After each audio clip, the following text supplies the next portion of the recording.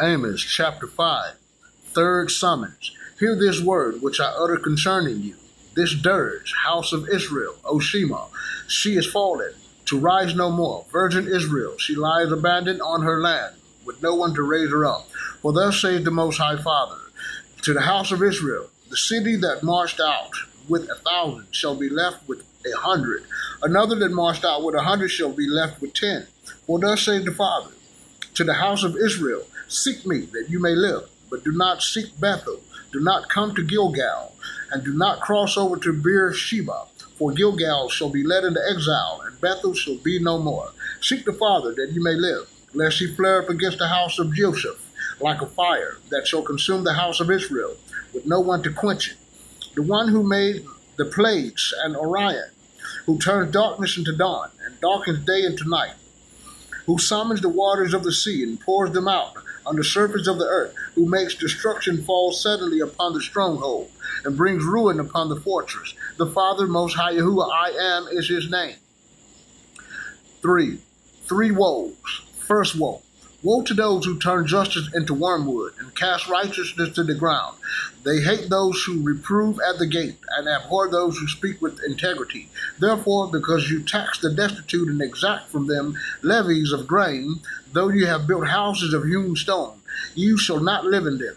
Though you have planted choice vineyards, you shall not drink their wine. Yes, I know how many are your crimes, how grievous your sins, oppressing the just, accepting bribes, turning away the needy at the gate. Therefore, at this time the wise are struck dumb, for all it is an evil time. Seek the Father, seek good and not evil, that you may live. Then truly the Father, the God of hosts, Most High, who I am, he will be with you as you claim. Hate evil and love good, and let justice prevail at the gate. Then it may be that the Father, the God of hosts, Most High, I am, one and only true and living creator of all creatures, will have pity on the remnant of Joseph. Therefore thus saith the Father, the God of hosts, the Father, in every square there shall be lamentation, and in every street they shall cry, oh no! They shall summon the farmers to wail, and the professional mourners to lament. And in every vineyard there shall be lamentation, when I pass through your midst, says the Father. Second woe. Woe to those who yearn for the day of the Father. What will the day of the Father mean for you? It will be darkness, not light. And if someone fled from a lion and a bear met him, or as if on entering the house he rested his hand against the wall, and the snake bit it. Truly the day of the Father will be darkness, not light, gloom without brightness. I despise your feast. I take no pleasure in your solemnities. Even though you bring me your burnt offerings and grain offerings, I will not accept them. Your stall-fed communion offerings, I will not look upon them. Take away from me your noisy songs. The melodies of your harps, I will not listen to them. Rather let justice surge like waters, and righteousness like an unfailing stream. Did you bring me sacrifices and grain offerings for 40 years in the desert, O house of Israel, Shema? Yet you will carry away Sukkot, your king, and Kawan, your star image, your gods that you have made for yourselves, as I exile you beyond Damascus, save the Father, whose name is the God of hosts, Most High Yahuwah, I am. Chapter 6, third woe. Woe to those who are complacent in Zion, secure on the mount of Samaria, leaders of the first among nations to whom the people of Israel turn. Pass over to Calneh and see. Go from there to Hamath the Great, and down to Gath of the Philistines. Are you better than these kingdoms, or is your territory greater than theirs? You who would put off the day of disaster, yet hasten the time of violence. Those who lie on beds of ivory and lounge upon their couches, eating lambs taken from the flock and cows from the stall, who improvise to the music of the harp, composing on musical instruments like David, who drink wine from bowls and anoint themselves with the best oil, but are not ill or not made ill by the collapse of Joseph. Therefore, now they shall be the first to go into exile, and the carousing of those who lounge shall cease. The Father has sworn by himself, an oracle of the Father, the God of hosts, Most High, who I am.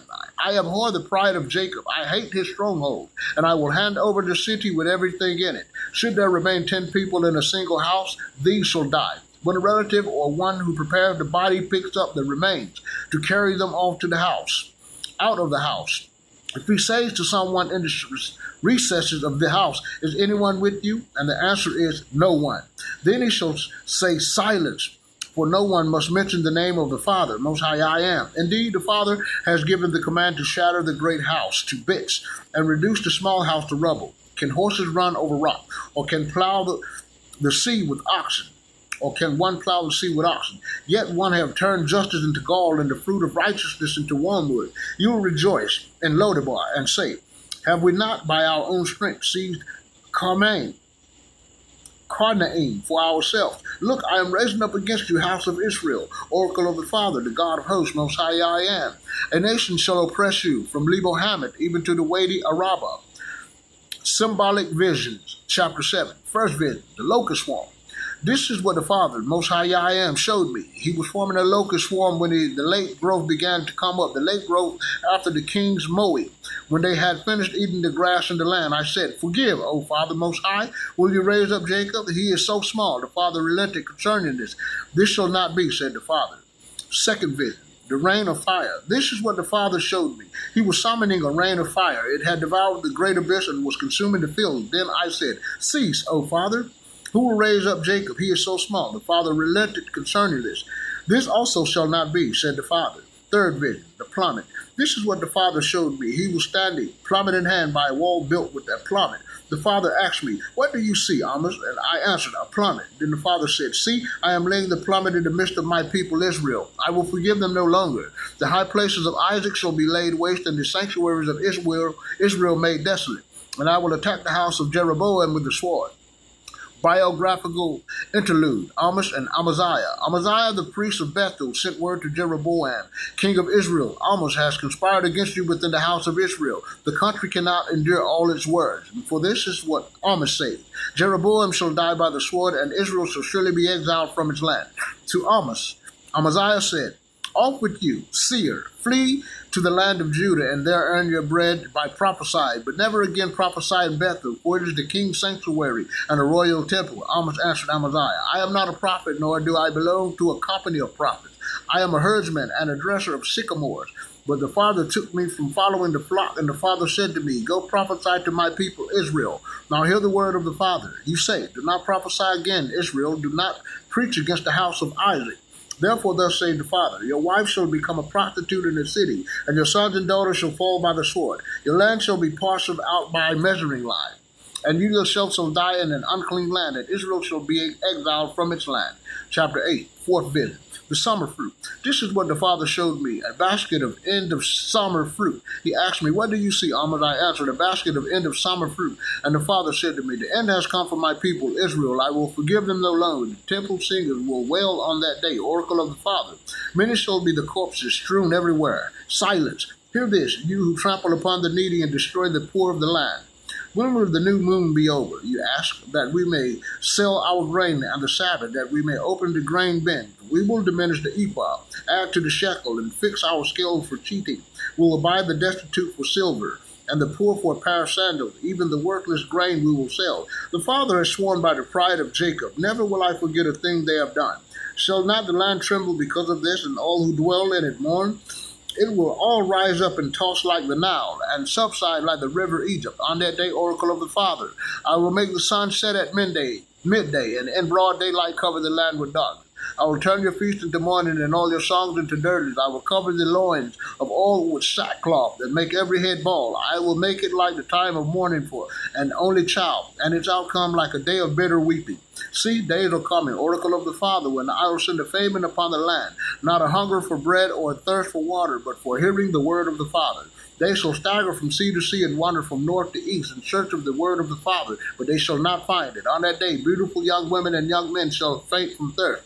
Those who swear by Ashima of Samaria, and who say, by the life of your God, O Dan, by the life of the power of Beersheba, they shall fall, never to rise again. 9. Fifth vision. The destruction of the sanctuary. I saw the Father standing beside the altar, and he said, strike the capitals so that the threshold shakes. Break them off on the heads of them all. Those who are left I will slay with the sword.